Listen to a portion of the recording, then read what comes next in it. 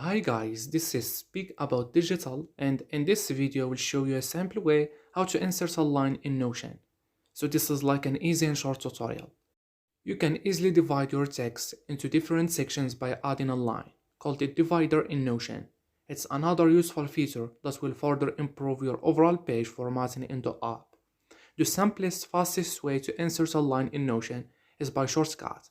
All you need to do is type 3 dashes, and your divider will appear automatically.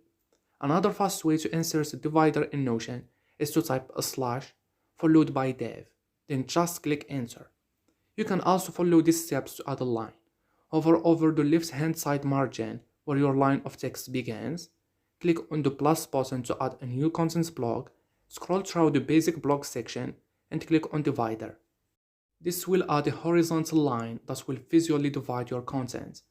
You can drag and drop these dividers just like any other block on your page. And that's it. So hopefully this video helped you out. If it did, you can click the like button. That helps a lot. Thank you and bye bye.